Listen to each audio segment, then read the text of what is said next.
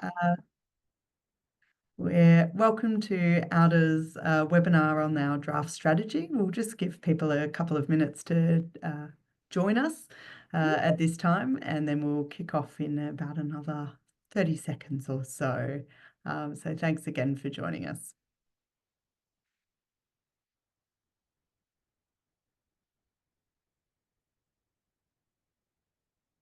All right. Well, I'll give the introductions before handing over to Bruce Tonkin. So thanks again to those who've taken the time to join us today.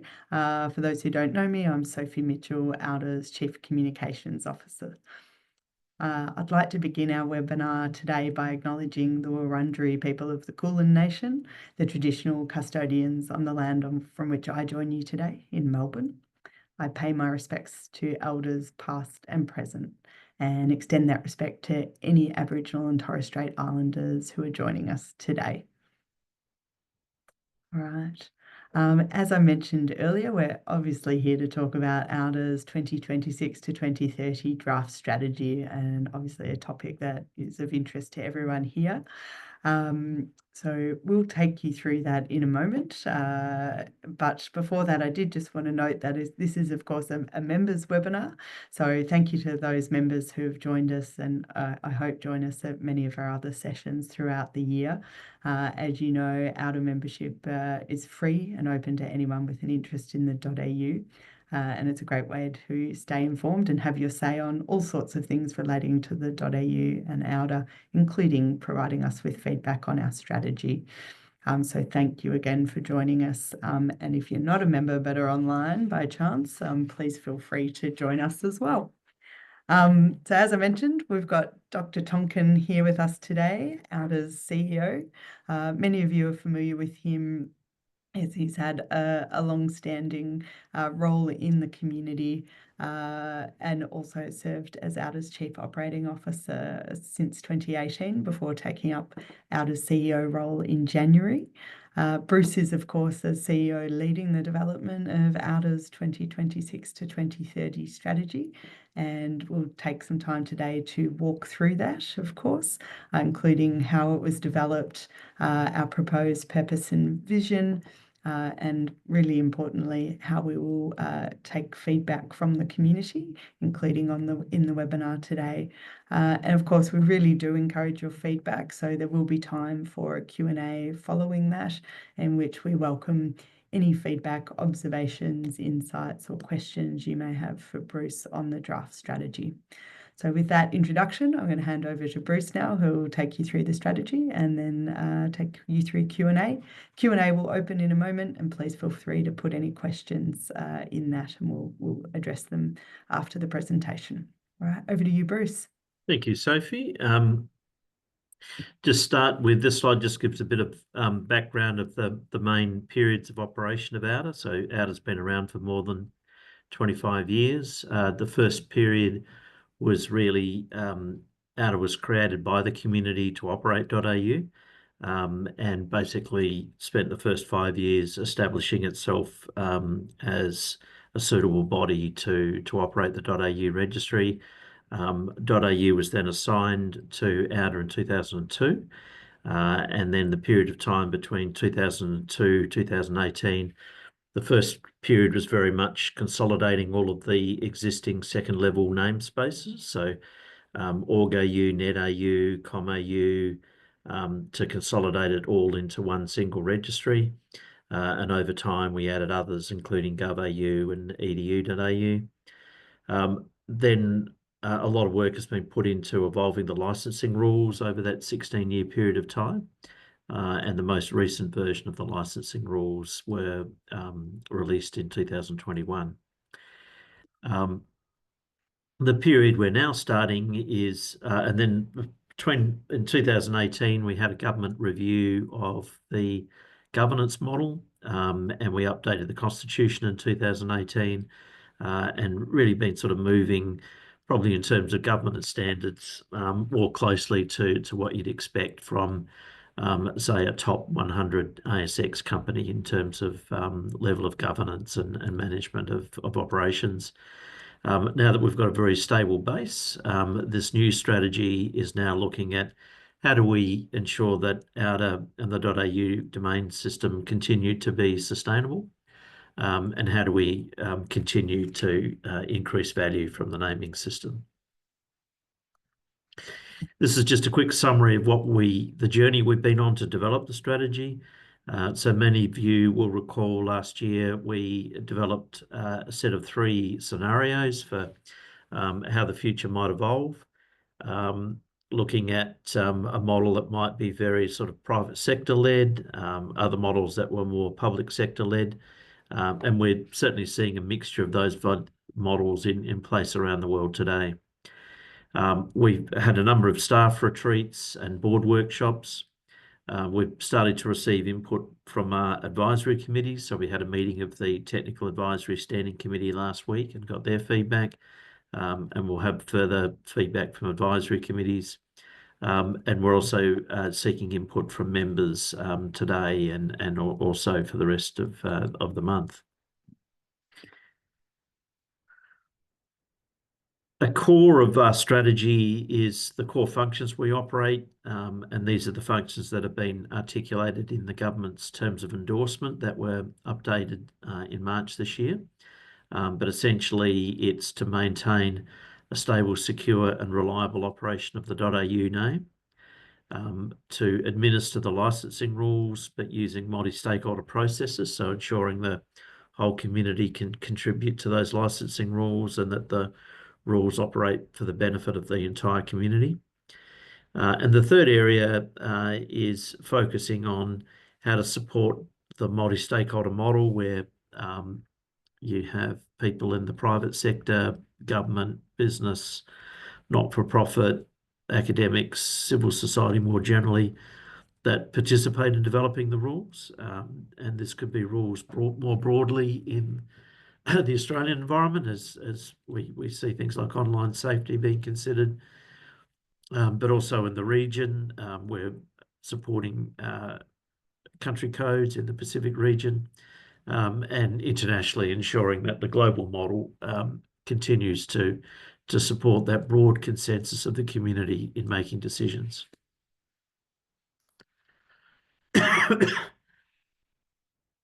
One of the things that we've identified in the strategy document is just identifying some of the new opportunities, but also some of the challenges.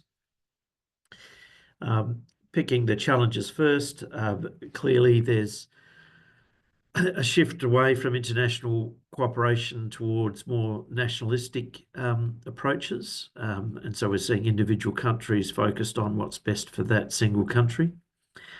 And we also have a threat environment where as the network connects more people, the opportunity for conducting crime on that network increases as well. There's a lot of new technology coming out. I think in the last 10 years, we've seen sort of blockchain starting to get used in a lot of systems, and there's blockchain domain names now available. AI has been the talk of town in the last year, so pretty much every company that supplies IT services now has AI capability.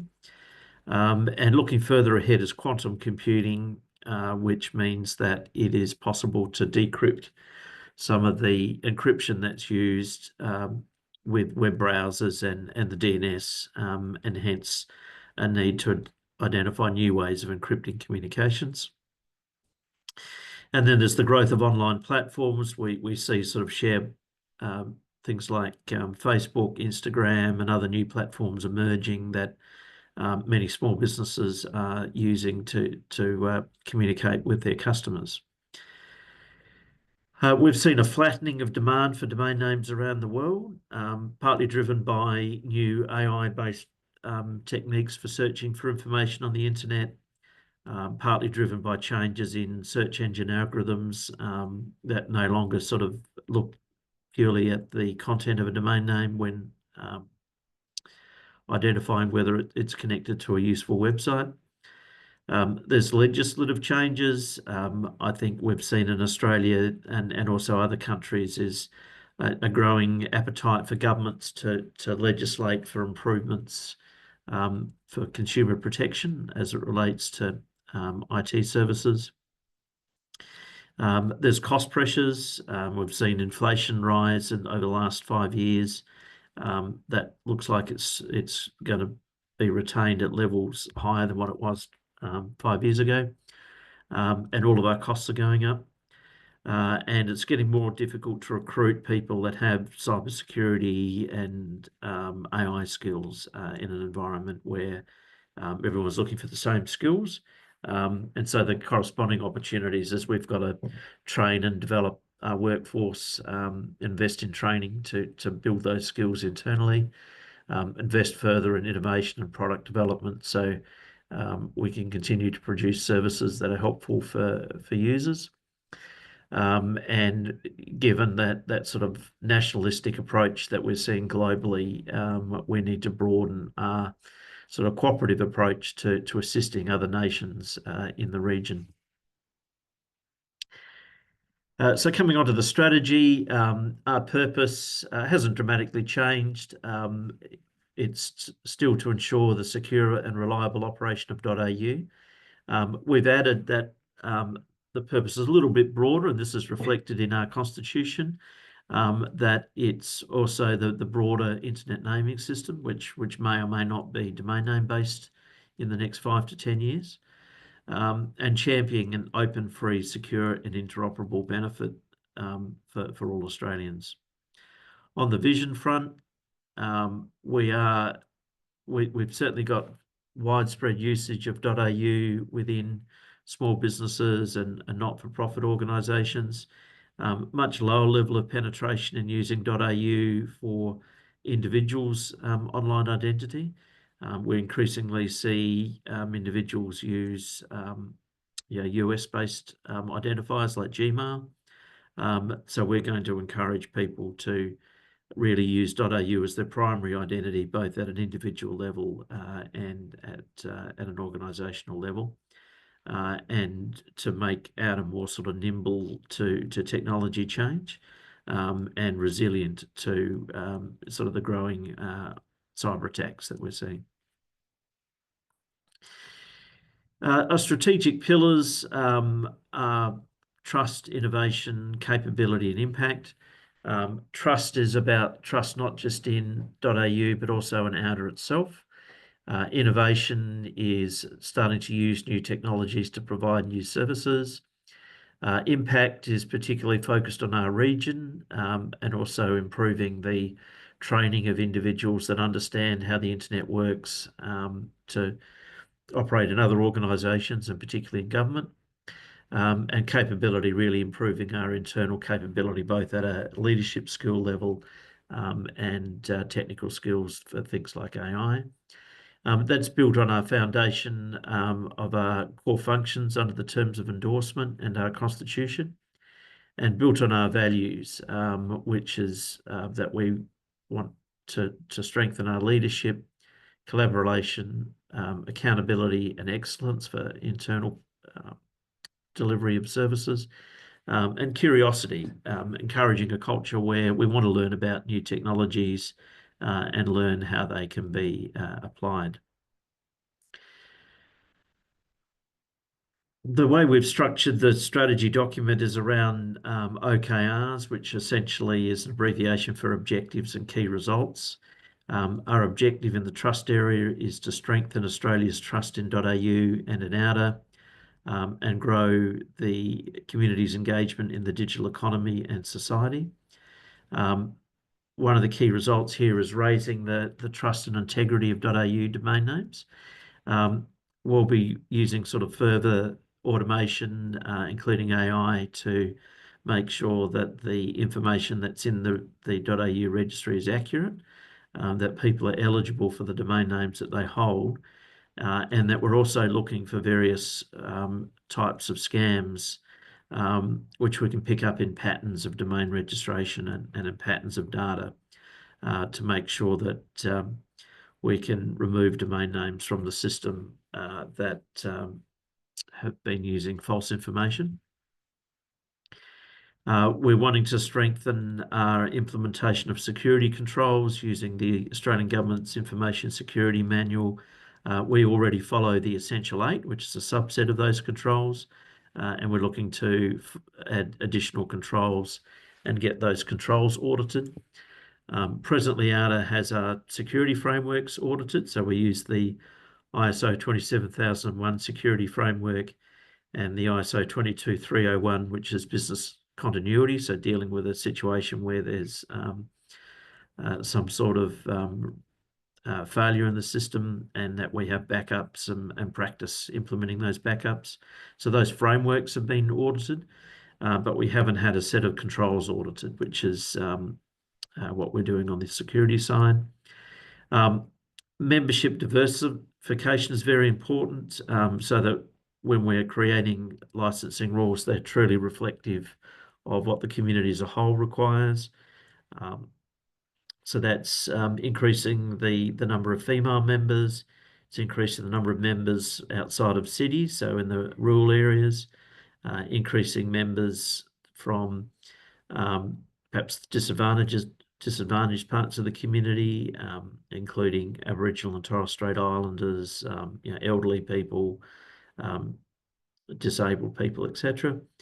And then growing our engagement with members. So looking at more ways, because we recognise that perhaps younger members engage differently to older members. How do we actually ensure that we can engage those members and get their feedback in a form that best suits them? And then finally, as with most organisations, but part of building trust is that we use the resources we have efficiently, and we're aiming to get to a net carbon emission position in our use of resources, particularly computing resources. On the innovation front, the aim here is to use new technologies to both ensure the financial stability of auDA, but also improve the operation of .au. Some of that is to introduce services that assist people to protect their privacy. We're looking at services that align with the government's digital identity framework, so that when you register a .au domain name for personal use, we can also set it up so that it can be used as part of your digital identity in the country. And then also looking at using technology to improve our productivity. That's so automating processes that are currently done manually, and looking to sort of use our people in the best way possible. From an impact point of view, the areas that we're focusing on here, one is to train the next generation of people that really understand how the internet works and can provide input to public policy in the internet area, and also people that sort of understand the importance of the DNS and the critical elements of the DNS that need to be considered when selecting DNS providers. And we're looking at building that expertise, not just in Australia, but also in the immediate region, particularly in the Pacific, and more broadly serving underserved communities to help them establish an online presence. We have a pretty active community grant program. So for the past 3 years, we've had 15 grants a year at about $40,000 per grant.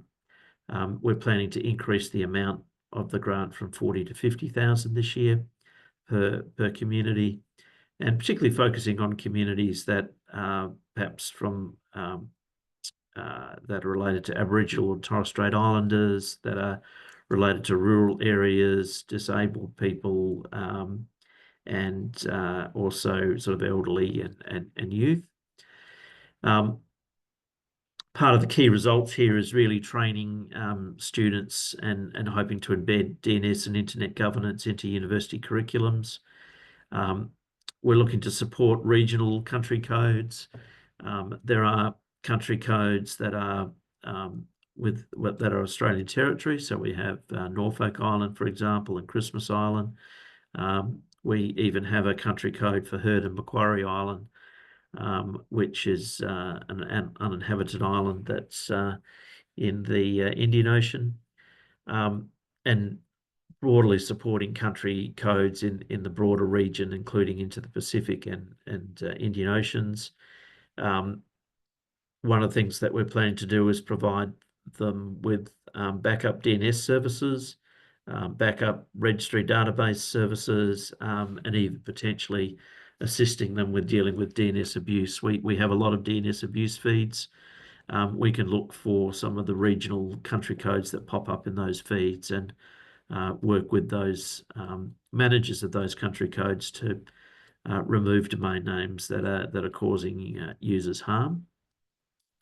And we can also help with applying appropriate digital signatures to the zone files that are produced by these country codes so that you can confirm that the information you're getting is accurate. And finally, as I mentioned, we'll continue our grant program and looking to see how that we can help those underserved communities take advantage of using the internet. On the capability front, our objective here is to improve our leadership and technical skills. So auDA now plays a much larger role than it did back in its early days. We've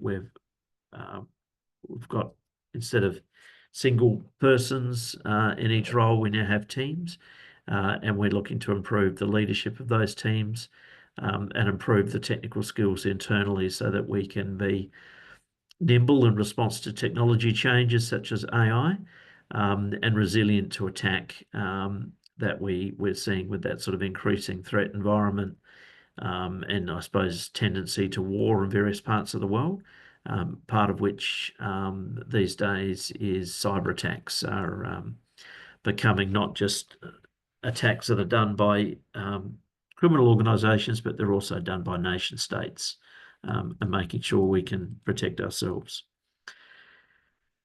Key results here for us are that the leadership team members will all complete a leadership team training program.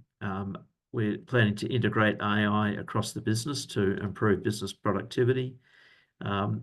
There's a bit of a saying going around at the moment that AI won't replace humans, but humans that know how to use AI will replace humans that don't know how to use AI. So our focus very much is ensuring that our staff are trained and able to use AI effectively in their respective roles. We want to continue to have staff rating auDA as a great place to work. And we want to ensure our stakeholders, which include the members on this call, consider auDA as a trusted and effective organisation. So hopefully that gives you a feel for our areas of focus, how we'll measure that we've achieved our outcomes, and open it up for questions. Thanks very much, Bruce, for taking everyone through that. That was a great summary. As Bruce said, we are now moving into the Q&A style. Bruce, your slides have just jumped out of presentation mode, but you can take them off if you would like to be bigger on the screen. But yeah, over now to the members and those who've joined us online. And I might just kick it off. We do have a couple of questions that are already in the Q&A, and just a reminder for anyone else who hasn't yet popped their question in the Q&A, please feel free to do so. But Bruce, just one of the first questions we have is, can you explain how the strategic pillars were chosen and whether there were others that were considered, or why these four were the ones that auDA settled on eventually? Yeah, that was a process where we had board input in the early parts of the strategy of areas of focus that the board, which effectively is representing the community, wanted auDA to focus on.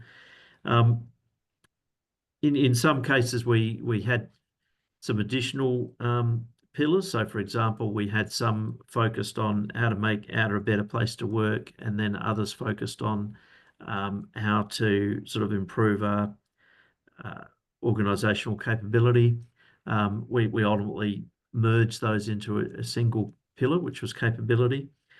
Trust has really been a feature of auDA from the beginning. So there was really a continued interest, if you like, from both the board and the staff to keep doubling down and improving our trust.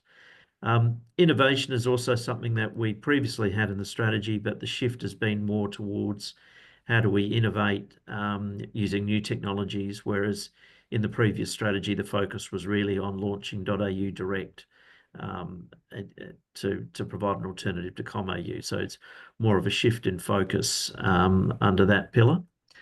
And then impact, we've got what we've been referring to as a public benefit program. And that's where our grants, our community grants and our R&D grants have been focused. But public benefit's been broader than just the grant program. And we've been putting a lot of effort into things like for the first time last year, we ran a conference or training thing called APIGA, the Australian Internet Governance Academy.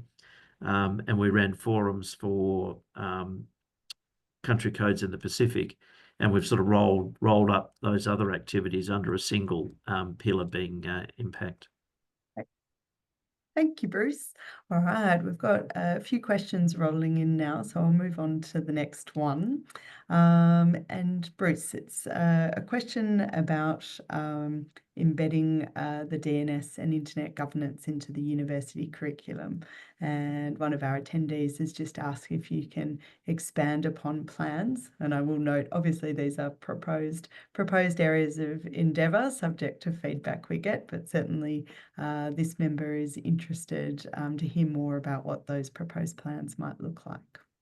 Yeah, well, we ran I guess a pilot project last year, which was there's been an Internet Governance Academy operating in South Korea for some years, and there was interest in there being some version of that in Australia. So we kicked that off for the first time last year.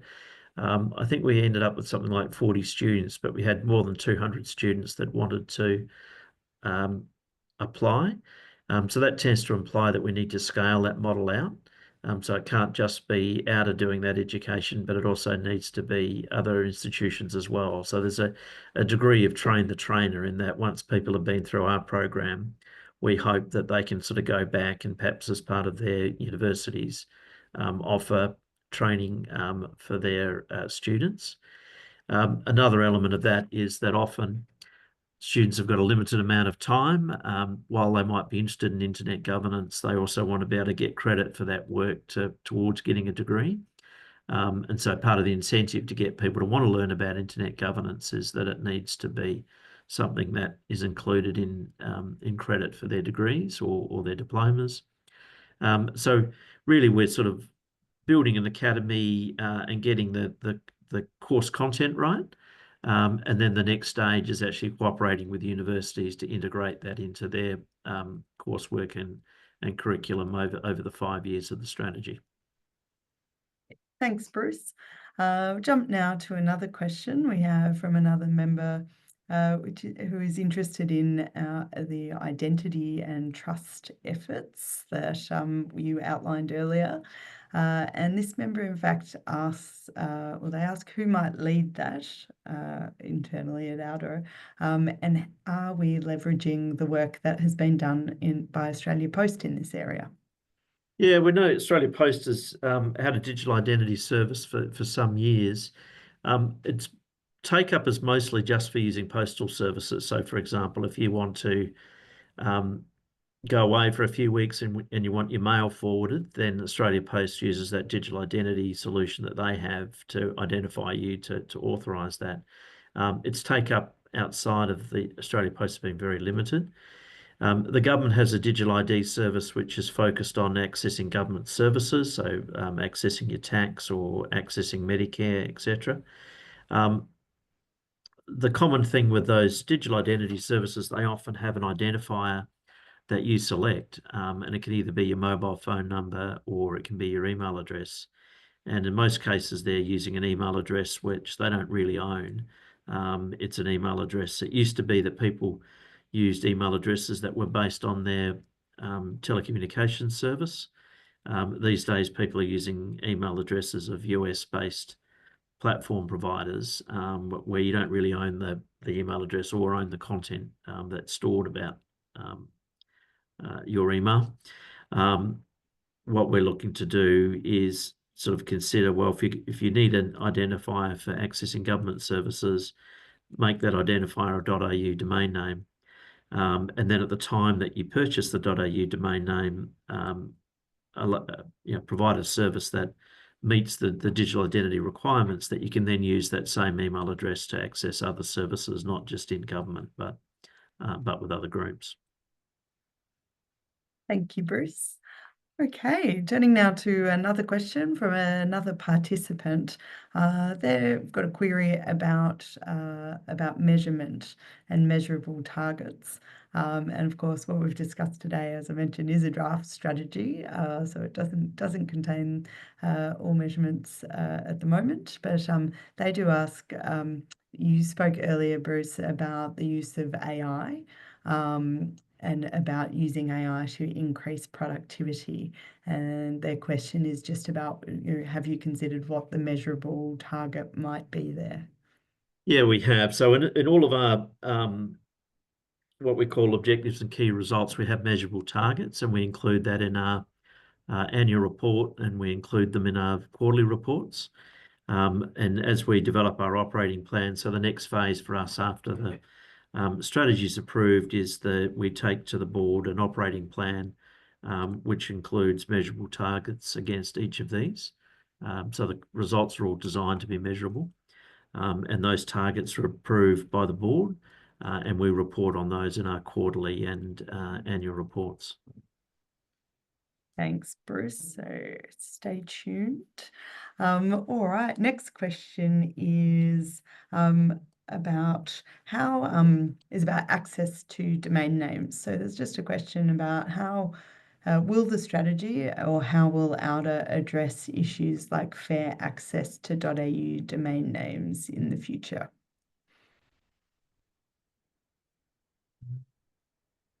Okay. So broadly, our approach to domain names, it's on a first come, first served basis. So that we don't have a hierarchy of rights. So government doesn't get any more rights over private sector or not for profits. Everybody has the same right to register a domain name, and we followed that principle in the launch of the .au direct namespace, where everybody had a fair right to access the names.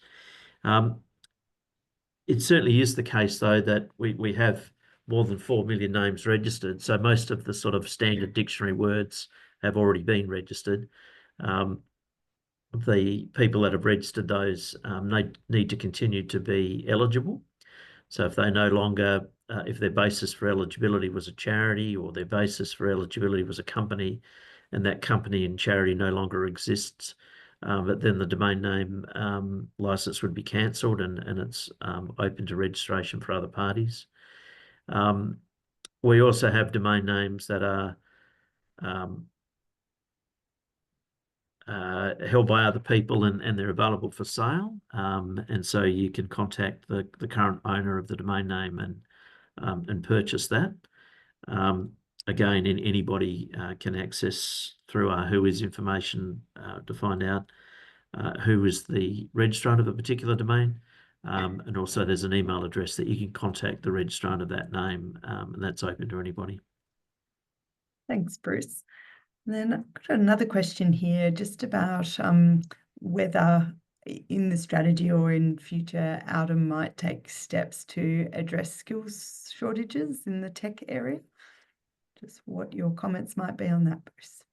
Yeah, so the skill shortages, what we're seeing is because DNS is something most people just consider a bit like electricity. It just works. You turn on the switch and it works. And so a lot of young people think they don't need to build skills in those areas because it just works.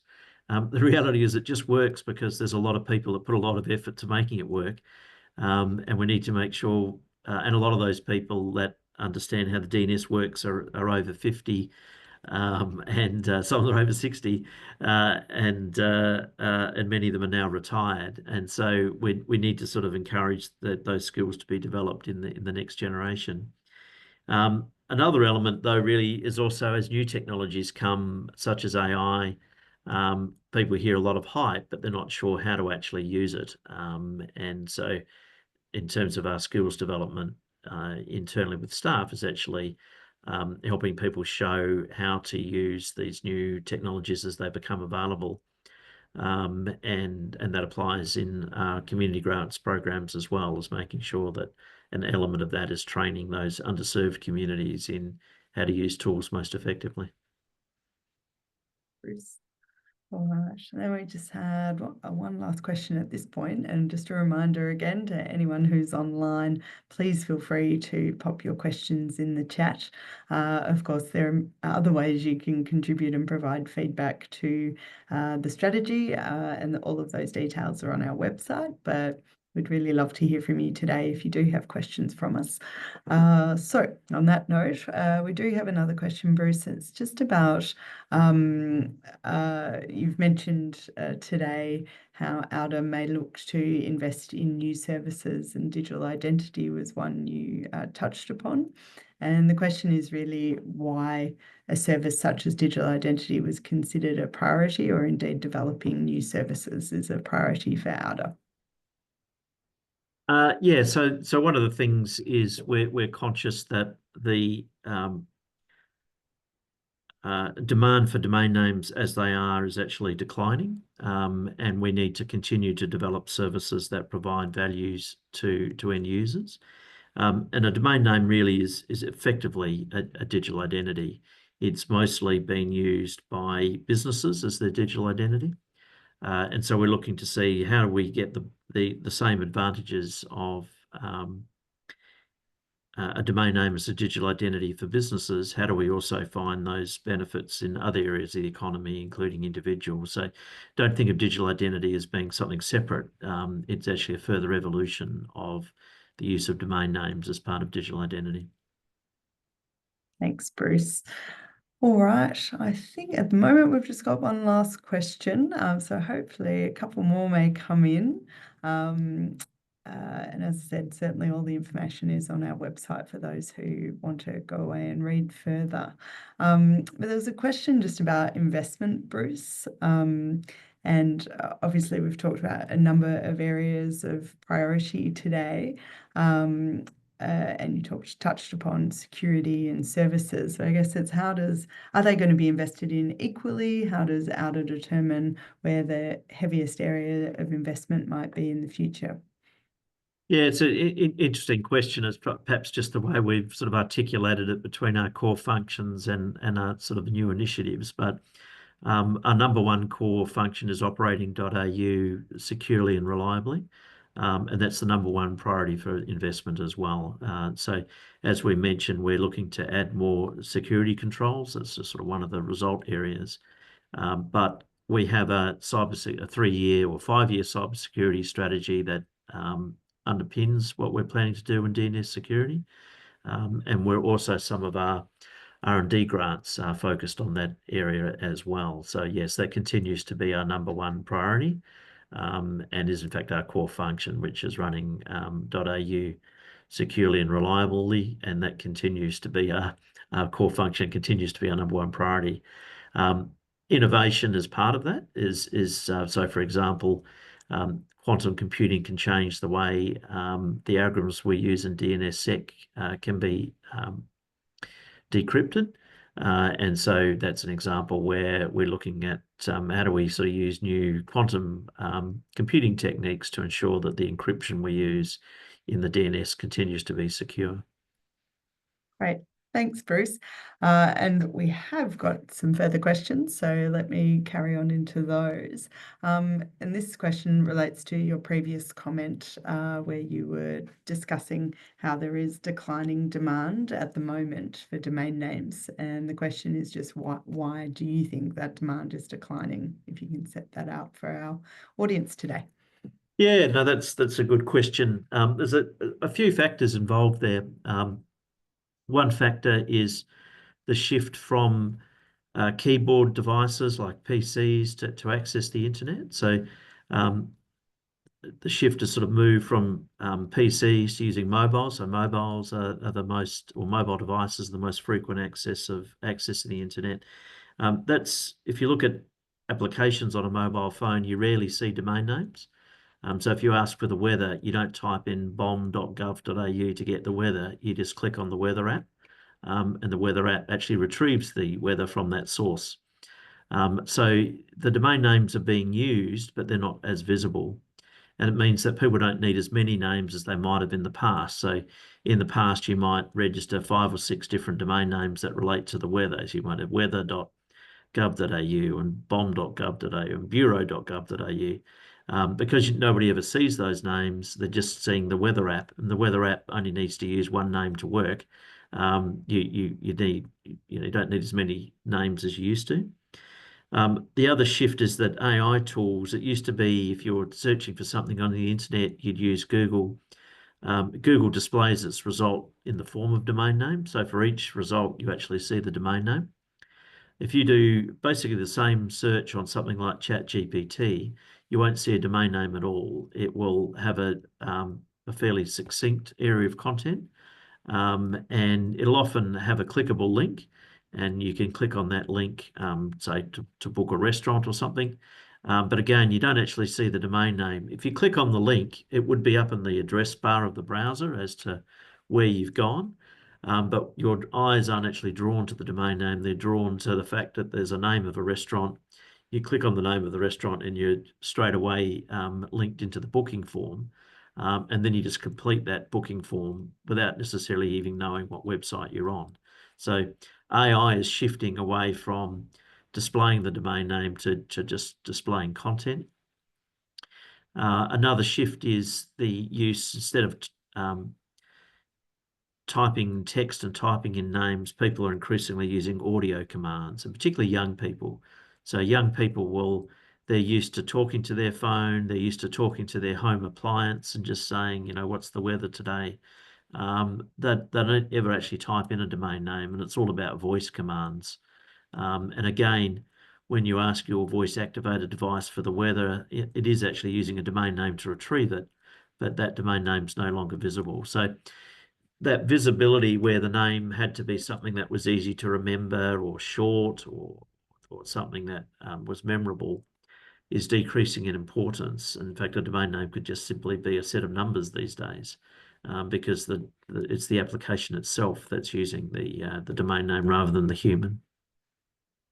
Thanks, Bruce. So that great explanation has led to a follow-up question, perhaps unsurprisingly, and that is, do you think in the future then potentially could domain names become obsolete? Yeah, I don't think they become obsolete. It's a bit like saying, did domain names make IP addresses obsolete? IP addresses are still used as the location of internet devices. And then the naming system was a layer on top of that to make it easier to remember those numbers, if you like. And now that the domains are sort of embedded in all applications, they're not going to go away. But I think the demand is less names are needed, because you don't need multiple names for the same website anymore. Great. Thank you, Bruce. All right. A question in a different tack now is just about the length of time of the strategy. So it's a 5-year strategy, and I think in some instances you see with other businesses they have a shorter time frame for their strategies, and in part I think that's because there's a recognition that strategies, things change quite quickly, and particularly in the technology sector, things can change quite quickly as well. I think we'd acknowledge that. So the question is, why did we choose 5 years as the length of time for our strategy, and is it the right length of time? Yeah, it's a part of it of choosing 5 years is to think of, to deliberately look further into the future and the impacts of those technologies. So looking at AI, for example, we're looking at what does AI look likely to be in 5 years' time rather than what it is today. And therefore, how do we change our areas of focus and priorities in the next 12 months? So 5 years is sort of a right balance between consciously challenging yourself to look further into the future. But we have an operating plan and a budget that's approved every year by the board, and that's adjustable. So if there's a new technology that wasn't available at the time we developed the strategy becomes available, we'll just adjust accordingly. Typically what happens with the strategy is you can say, oh, here's our sort of 5-year horizon, here's the main areas that we're focusing on. We have a lot more degree of confidence in what we're doing in the next 12 months.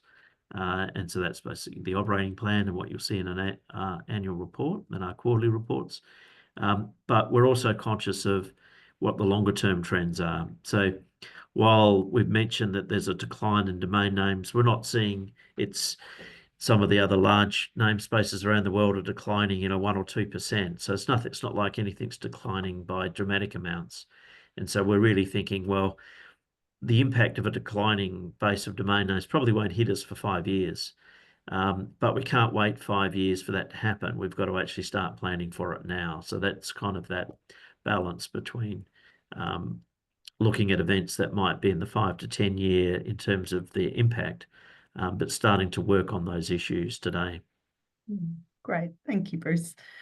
All right. Well, our questions are slowing down. Well, have slowed to a stop, in fact. So I might ask a question, Bruce, for you, which is just if you could step out, just what are the next steps? We have a draft strategy that is out for consultation at the moment. What will auDA do when it receives that feedback, and what can people expect?